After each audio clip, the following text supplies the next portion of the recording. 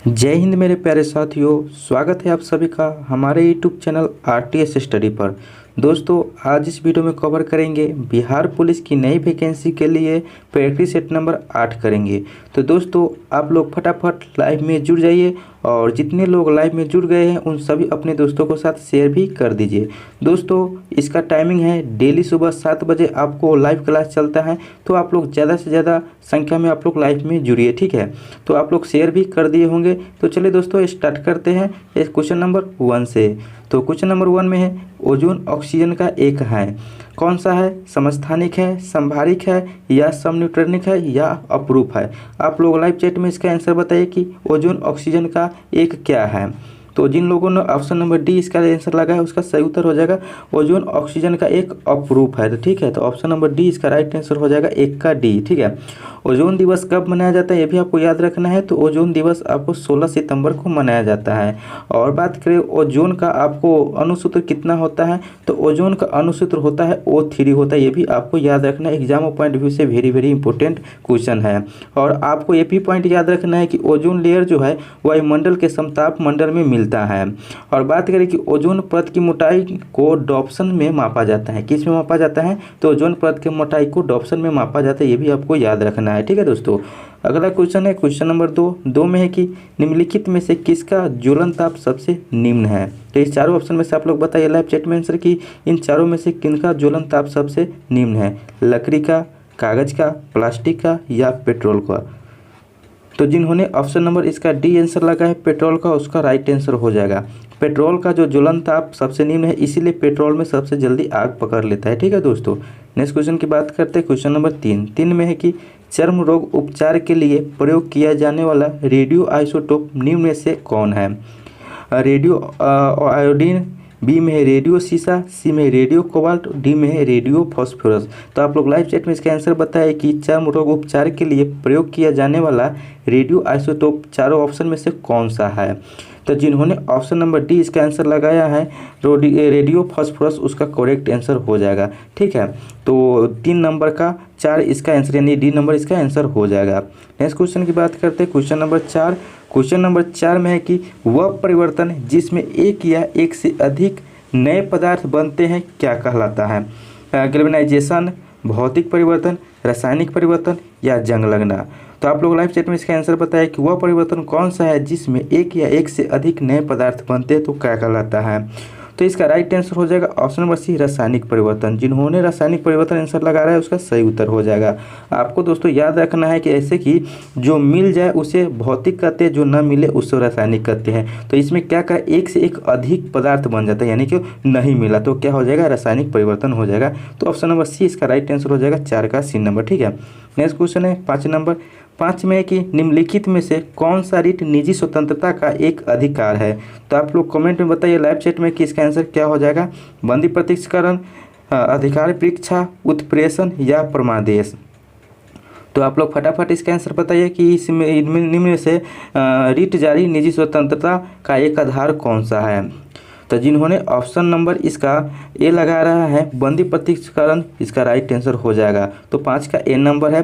बात करें कि रीट जारी जो करता है तो सुप्रीम कोर्ट अनुच्छेद 32 के तहत करता है, जो कि 5 प्रकार के रीट जारी करता है। और हाई कोर्ट जो है अनुच्छेद 226 के तहत ये रीट जारी करता है, ये भी आपको याद रखना है दोस्तों। नेक्स्ट क्वेश्चन की बात करें क्वेश्चन नंबर 6 नंबर में है कि भारतीय संसद के संयुक्त सत्र की अध्यक्षता कौन करता है? प्रधानमंत्री, राष्ट्रपति, राज्यसभा के सभापति, लोकसभा का अध्यक्ष? आप लोग लाइव चैट में इसका फटाफट आंसर लगाइए कि भारतीय संसद के संयुक्त सत्र की अध्यक्षता कौन करता है। तो बात करें दोस्तों कि भारतीय संसद की संयुक्त सत्र जो बुलाता है तो वो राष्ट्रपति बुलाता है, और इसकी अध्यक्षता जो करता है तो लोकसभा का अध्यक्ष करता है। तो ऑप्शन नंबर डी इसका राइट आंसर हो जाएगा। जिन्होंने ऑप्शन नंबर डी इसका आंसर लगा रहा है उसका सही उत्तर हो जाएगा। तो 6 का डी नंबर सही उत्तर है। नेक्स्ट क्वेश्चन है अगला क्वेश्चन है 7 नंबर। 7 में है कि भारत के महान नियंत्रक एवं महालेखा परीक्षक किसके लिए दार्शनिक मार्गदर्शक एवं एक मित्र के रूप में कार्य करते हैं? ऑप्शन नंबर ए है वित्त मंत्रालय, बी में है लोक उपक्रम समिति, सी में प्रांगण समिति और डी में है लोक लेखा समिति। तो आप लोग फटाफट इसका लाइव चैट में आंसर बताइए कि भारत के महान नियंत्रक एवं महालेखा परीक्षक किसके लिए दार्शनिक मार्गदर्शक एवं एक मित्र के रूप में कार्य करता है? तो जिन्होंने ऑप्शन नंबर डी इसका आंसर लगा रहा है कि लोक लेखा समिति, उसका राइट आंसर हो जाएगा। दोस्तों आपको ये भी याद रखना है कि लोक लेखा समितियों के सदस्य का कार्यकाल 1 वर्ष का होता है। और बात करें कि इसमें टोटल 22 सदस्य होता है। इसमें 15 सदस्य लोकसभा से और 7 सदस्य राज्यसभा से होता है, ये भी आपको याद रखना है। ठीक है दोस्तों, नेक्स्ट क्वेश्चन है 8 नंबर। 8 में कि निम्नलिखित में से कौन सा स्थानीय सरकार का मामला नहीं है, ये आपको बताना है। ऑप्शन नंबर ए में स्वच्छता, बी में कानून और व्यवस्था, सी में है लोकोपयोगी सेवाएं और डी में है कि सार्वजनिक स्वास्थ्य है। तो आप लोग लाइव चैट में इसका आंसर बताएं कि निम्नलिखित में से कौन सा स्थानीय सरकार का मामला नहीं है। तो जिन्होंने ऑप्शन नंबर बी इसका आंसर लगा रहा है उसका सही उत्तर हो जाएगा कानून और व्यवस्था, यह स्थानीय सरकार का मामला नहीं है। तो 8 का बी नंबर इसका सही उत्तर हो जाएगा। नेक्स्ट क्वेश्चन है 9 नंबर। 9 में कि अजातशत्रु निम्नलिखित में से किस वंश से संबंधित था। तो आप लोग फटाफट इसका आंसर लगाइए कि अजातशत्रु इस चारों में से किस वंश से संबंधित था। हर्यक वंश से, मौर्य वंश से, नंद वंश से या गुप्त वंश से। तो अजातशत्रु जो था तो यह हर्यक वंश से संबंधित था। तो जिन्होंने ऑप्शन नंबर ए इसका आंसर लगा रहा है उसका सही उत्तर हो जाएगा हर्यक वंश। दोस्तों आपको ये भी याद रखना है कि हर्यक वंश के संस्थापक बिंबिसार है। ठीक है, और इसके साथ साथ आपको याद रखना है कि ये मौर्य वंश जो है, तो मौर्य वंश की स्थापना चंद्रगुप्त मौर्य के द्वारा किया गया था। और मौर्य वंश का आखिरी शासक जो था तो बृहदत्त था और इसकी जो हत्या पुष्यमित्र ने किया था। ठीक है, ये भी आपको याद रखना है दोस्तों। नेक्स्ट क्वेश्चन की बात करना है, क्वेश्चन नंबर 10 नंबर क्वेश्चन है कर्नाट वंश का संस्थापक निम्न में से कौन था। नान्यदेव, नरसिंहदेव, हरिदेव या विजयदेव। आप लोग लाइव चैट में फटाफट इसका आंसर बताइए कि कर्नाट वंश का संस्थापक कौन था। तो जिन्होंने ऑप्शन नंबर ए लगा रहा है नान्यदेव, ये इसका राइट आंसर हो जाएगा कि नान्यदेव कर्नाट वंश का संस्थापक था। ठीक है दोस्तों, इसके साथ आपको ये भी याद रखना है कि कर्नाट वंश की जो राजधानी थी तो वो सिमरावगढ़ थी। ठीक है, ये भी आपको याद रखना है। और जो इसका आखिरी शासक जो था तो हरिसिंह देव था, जो कि ऑप्शन नंबर जो आपको ये सी में जो दे रखा हरिसिंह देव, ये आपको कर्नाट वंश का आखिरी शासक था। ये भी आपको याद रखना है। ठीक है दोस्तों, नेक्स्ट क्वेश्चन है क्वेश्चन नंबर 11। क्वेश्चन में कि फिरोज तुगलक द्वारा स्थापित दार उल सफा निम्नलिखित में से किस से संबंधित है। दानशाला से, खैराती अस्पताल से, पुस्तकालय से या तीर्थयात्रियों के अतिथि गृह से।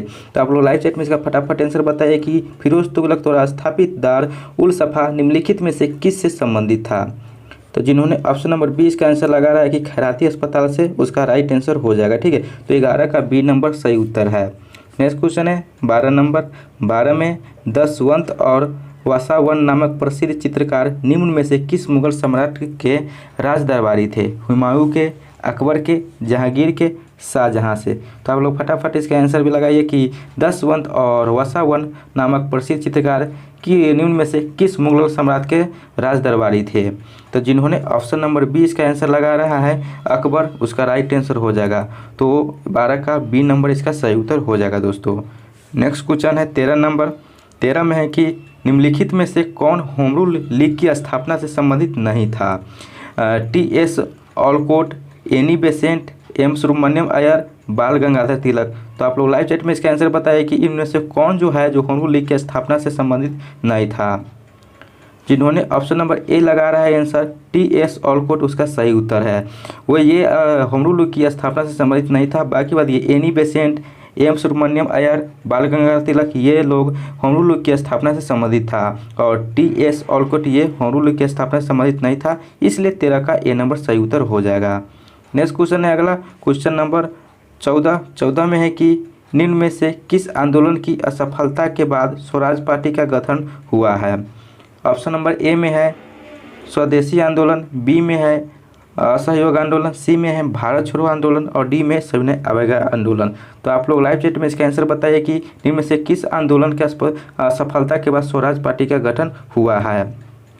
जिन्होंने ऑप्शन नंबर बी लगा रहा है असहयोग आंदोलन, उसका सही उत्तर हो जाएगा। तो 14 का बी नंबर सही उत्तर है।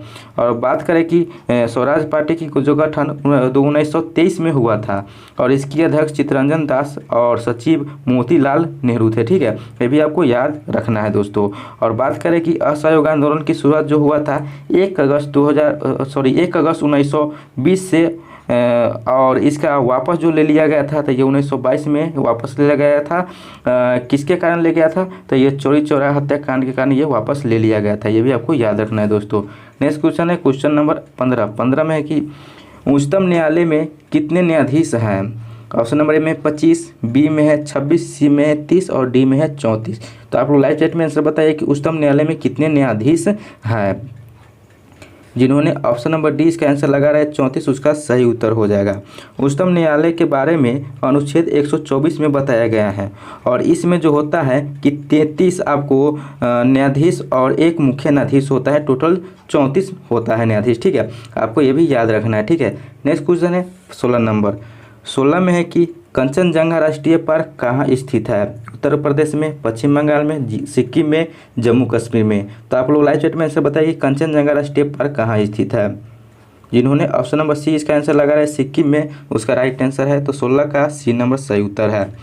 नेक्स्ट क्वेश्चन की बात करते हैं। अगला क्वेश्चन नंबर 17 में है कि किसी मरु क्षेत्र में मृदा अपरदन को रोका जा सकता है। परिरेखा हल चालन द्वारा, खेती की खाद का प्रयोग करके, पेड़ लगाकर, वनरोपण द्वारा, फसल अपवर्तन द्वारा। तो आप लोग लाइव चैट में इसका आंसर बताइए कि किस मरु क्षेत्र में मृदा अपरदन को रोका जा सकता है। दोस्तों आपको ये बहुत ही इंपॉर्टेंट क्वेश्चन है। और दोस्तों बता दूं कि आप लोग चैनल को सब्सक्राइब नहीं किए हैं तो चैनल को सब्सक्राइब कर लीजिए, साथ में बेल का ऑल का घंटी दबा लीजिएगा ताकि आपको हर वीडियो का नोटिफिकेशन मिल जाए। दोस्तों आपको ये सेशन पसंद आ रहा है तो आप लोग वीडियो को लाइक कर दीजिएगा। ठीक है, तो बात करें कि इसका आंसर जो सी नंबर इसका आंसर लगा रहा है पेड़ लगाकर वनरोपण द्वारा, तो उसका सही उत्तर हो जाएगा। तो 17 का सी नंबर सही उत्तर है दोस्तों। नेक्स्ट क्वेश्चन है 18 नंबर। 18 में है कि अल्पाधिकार में होते हैं एक विक्रेता, कुछ विक्रेता, दो विक्रेता, तीन विक्रेता। तो आप लोग लाइव चैट में फटाफट इसका आंसर बताइए कि अल्पाधिकार में होते हैं।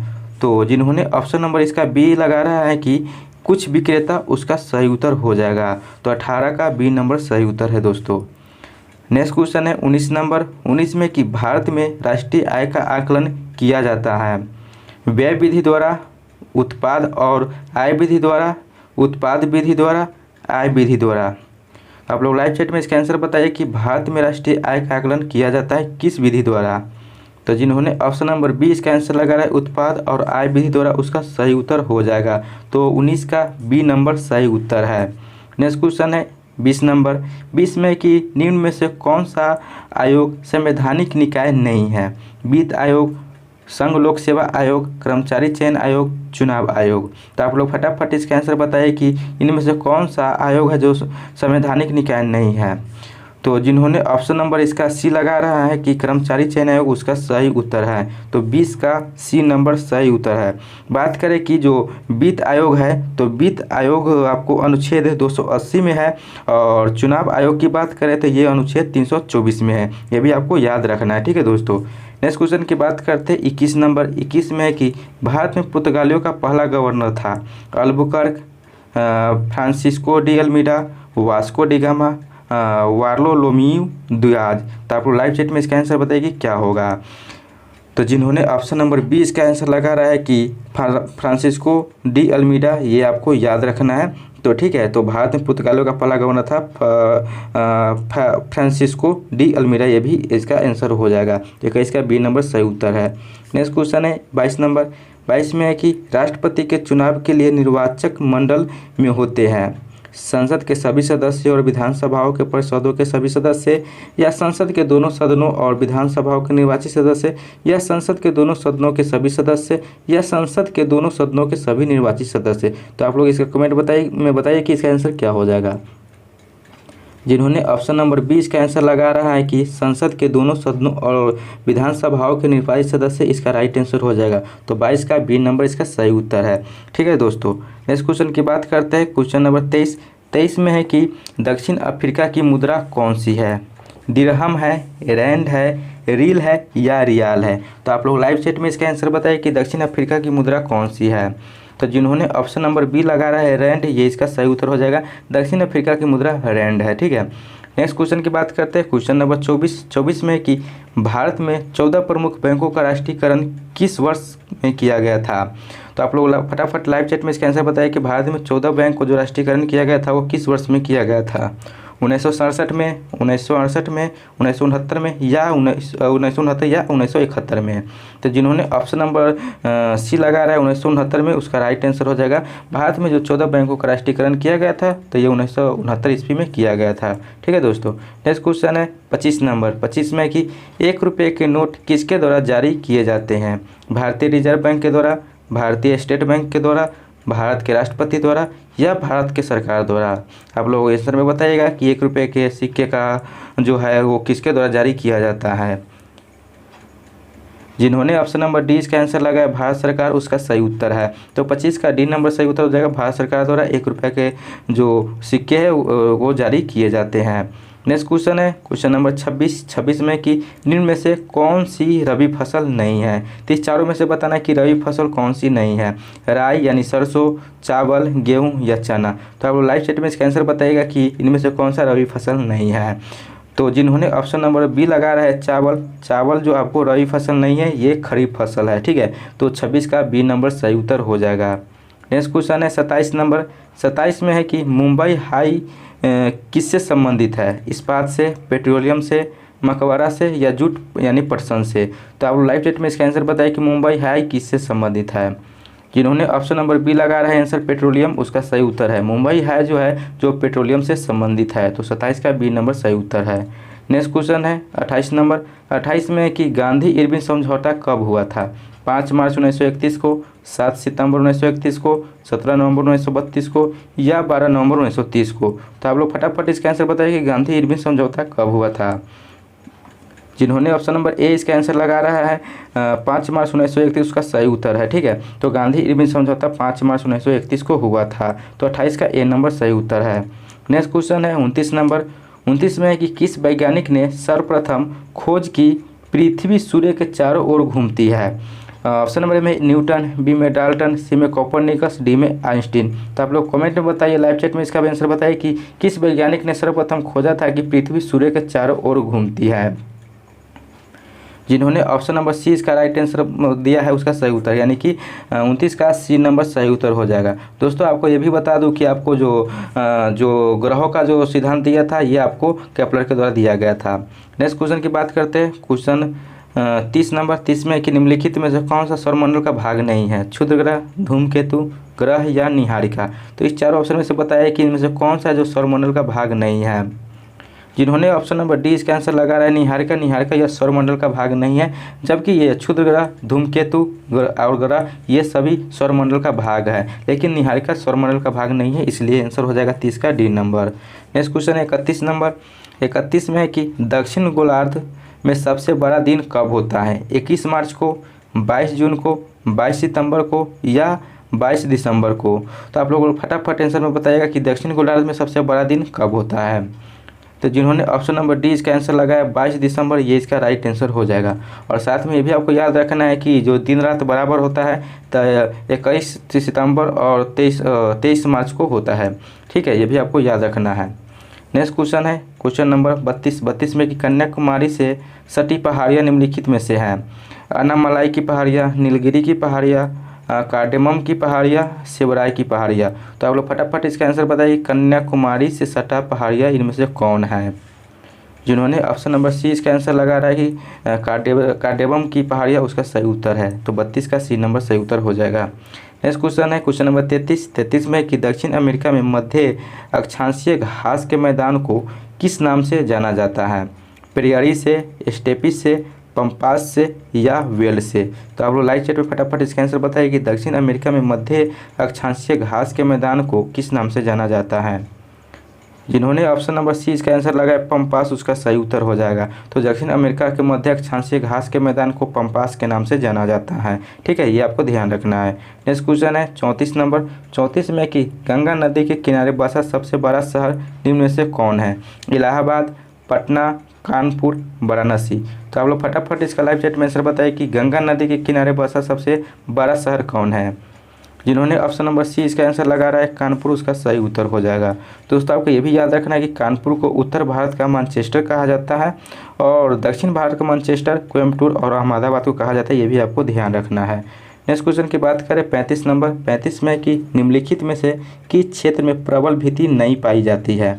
मनार की खाड़ी में, कच्छ की खाड़ी में, कैम्बे की खाड़ी में या मिनी काव की खाड़ी में। तो आप लोग फटाफट लाइव चैट में इसका आंसर बताएं कि निम्न में से कोई किस क्षेत्र में प्रवाल भीति नहीं पाई जाती है। जिन्होंने ऑप्शन नंबर सी इसका आंसर लगाया उसका सही उत्तर है कैम्बे की खाड़ी में। नेक्स्ट क्वेश्चन है 36 नंबर। 36 में है संयुक्त राष्ट्र महासभा ने किस वर्ष को मोटे अनाज का अंतर्राष्ट्रीय वर्ष घोषित किया है? 2021 को, 2022, 2023 या 2024? तो आप लोग फटाफट इसका आंसर बताइए कि संयुक्त राष्ट्र महासभा ने किस वर्ष को मोटे अनाज का अंतर्राष्ट्रीय वर्ष घोषित किया है? तो जिन्होंने ऑप्शन नंबर सी लगा रहा है 2023 उसका सही उत्तर हो जाएगा। 2023 को संयुक्त राष्ट्र महासभा ने मोटे अनाज को अंतर्राष्ट्रीय वर्ष घोषित किया है, ये भी आपको ध्यान रखना है। तो 36 का सी नंबर इसका सही उत्तर है। नेक्स्ट क्वेश्चन है 37 नंबर। 37 में कि आइंस्टीन को नोबेल पुरस्कार निम्न में से किस कार्य के लिए मिला था? प्रकाश विद्युत प्रभाव की व्याख्या के लिए, सापेक्षता के सिद्धांत के लिए, इलेक्ट्रॉन्स की खोज के लिए, उपयुक्त में से कोई नहीं। तो आप लोग इसका लाइव चैट में फटाफट आंसर बताइए कि आइंस्टीन को नोबेल पुरस्कार किस क्षेत्र में दिया गया था? तो जिन्होंने ऑप्शन नंबर ए इसका आंसर लगा रहा है प्रकाश विद्युत प्रभाव की व्याख्या के लिए उसका सही उत्तर है। तो 37 का ए नंबर सही उत्तर हो जाएगा दोस्तों। नेक्स्ट क्वेश्चन है 38 नंबर। 38 में कि कार्नेलाइट किसका अयस्क है? मैग्नीशियम के, जिंक का, सोडियम का या कैल्शियम का? आप लोग फटाफट आंसर बताएं कि कार्नेलाइट किसका अयस्क है। तो जिन्होंने लाइव चैट में आंसर दे रहा है मैग्नीशियम उसका सही उत्तर हो जाएगा। तो 38 का ए नंबर सही उत्तर है। ठीक है दोस्तों। नेक्स्ट क्वेश्चन है 39 नंबर। 39 में कि प्राकृतिक रबर को अधिक मजबूत तथा प्रत्यास्थ बनाने के लिए उसमें निम्नलिखित में से क्या मिलाया जाता है? यानी कि जो प्राकृतिक रबर होता है उसको अधिक मजबूत करने के लिए उसमें क्या मिलाएंगे तो अधिक मजबूत हो जाएगा? सल्फर मिलाएंगे, क्लोरीन मिलाएंगे या फ्लोरीन मिलाएंगे या ब्रोमीन मिलाएंगे? तो उसको मजबूत करने के लिए इसमें मिलाएंगे तो उसमें मिलाएंगे सल्फर मिलाएंगे। जिन्होंने ऑप्शन नंबर ए इसका आंसर लगा रहा है उसका सही उत्तर हो जाएगा। तो 39 का ए नंबर सही उत्तर हो जाएगा सल्फर। नेक्स्ट क्वेश्चन है 40 नंबर। 40 में कि हैलोजन में सबसे अधिक क्रियाशील है? फ्लोरीन है, क्लोरीन है, ब्रोमीन है या आयोडीन है? तो आप लोग फटाफट लाइव चैट में इसका आंसर बताइए कि हैलोजन में सबसे अधिक क्रियाशील कौन है? तो जिन्होंने ऑप्शन नंबर ए लगा रहा है फ्लोरीन उसका सही उत्तर हो जाएगा। हैलोजन में सबसे अधिक क्रियाशील फ्लोरीन है। ठीक है। तो 40 का ए नंबर सही उत्तर हो जाएगा। नेक्स्ट क्वेश्चन है 41 नंबर। 41 में है कि निम्न में से कौन सा विद्युत अनुचुंबकीय है? यानी विद्युत का अनुचुंबकीय कौन है? चारों में से बताना है। निकेल, कोबाल्ट, जस्ता, तांबा? तो आप लोग फटाफट लाइव चैट में इसका आंसर बताइए कि निम्न में से कौन विद्युत चुंबकीय है। तो जिन्होंने ऑप्शन नंबर सी इसका आंसर लगा रहा है जस्ता उसका सही उत्तर है। जस्ता जो है जो विद्युत चुंबकीय है। तो ऑप्शन नंबर सी इसका राइट आंसर हो जाएगा 41 नंबर का। नेक्स्ट क्वेश्चन है 42 नंबर। 42 में कि धूप के चश्मे के लिए किस कांच का प्रयोग किया जाता है? पैरेक्स कांच का, फ्लिंट कांच का, क्रूक्स कांच का या क्रिस्टल कांच का? तो आप लोग लाइव चैट में इसका आंसर बताएगा कि धूप के चश्मे के लिए किस कांच का प्रयोग किया जाता है। दोस्तों ये भी है इंपॉर्टेंट क्वेश्चन है। जिन्होंने ऑप्शन नंबर सी इसका लगा रहा है उसका सही उत्तर हो जाएगा क्रूक्स कांच का प्रयोग करते हैं धूप के चश्मा बनाने के लिए। तो 42 का सी नंबर सही उत्तर हो जाएगा दोस्तों। नेक्स्ट क्वेश्चन है 43 नंबर। 43 नंबर क्वेश्चन में है कि मिल्क ऑफ मैग्नीशिया का क्या होता है? यानी मिल्क ऑफ मैग्नीशिया का क्या होता है यह बताना है ऑप्शन में से। ऑप्शन नंबर ए में मैग्नीशियम कार्बोनेट, बी में सोडियम बाइकार्बोनेट, सी में कैल्शियम हाइड्रोक्साइड और डी में मैग्नीशियम हाइड्रोक्साइड? तो आप लोग फटाफट लाइव चैट में इसका आंसर बताइए कि मिल्क ऑफ मैग्नीशिया का क्या होता है। जिन्होंने ऑप्शन नंबर डी इसका आंसर लगा रहा है कि मैग्नीशियम हाइड्रोक्साइड उसका सही उत्तर हो जाएगा। तो 43 का डी नंबर इसका सही उत्तर है। ठीक है दोस्तों। नेक्स्ट क्वेश्चन है 44 नंबर। 44 नंबर में कि रसायन प्रयोगशाला में उपयोग में लाया जाने वाला लिटमस किससे प्राप्त किया जाता है? हरी शैवाल से, कवक से, नील हरी शैवाल से या लाइकेन से? आप लोग इसका आंसर बताइए कि रसायन प्रयोगशाला में उपयोग में लाया जाने वाला लिटमस किससे प्राप्त किया जाता है।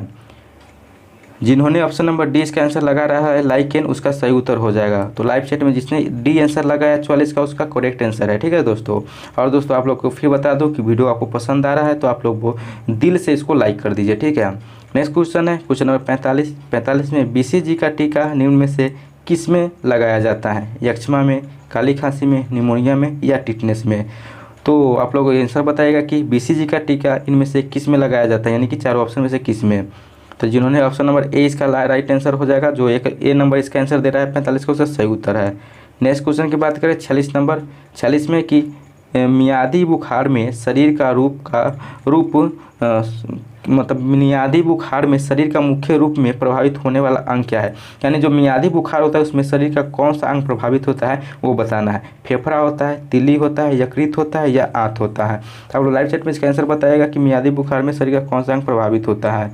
तो जिन्होंने ऑप्शन नंबर डी इसका आंसर लगा रहा है आंत है, उसका सही उत्तर हो जाएगा। तो मियादी बुखार में आंत प्रभावित होता है। तो 46 का डी नंबर सही उत्तर हो जाएगा। नेक्स्ट क्वेश्चन है 47 नंबर।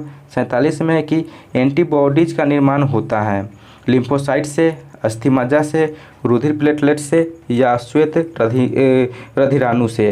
तो आप लोग लाइव चैट में इसका आंसर बताइएगा कि एंटीबॉडी का निर्माण किससे होता है, किस में होता है।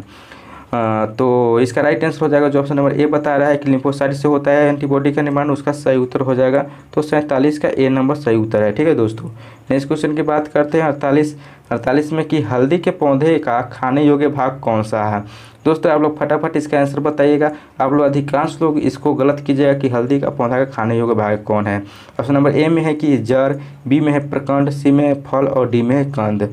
तो जिन्होंने ऑप्शन नंबर बी इसका आंसर लगा है प्रकंद, उसका सही उत्तर हो जाएगा कि हल्दी के पौधे को खाने योग्य भाग है तो प्रकंड है।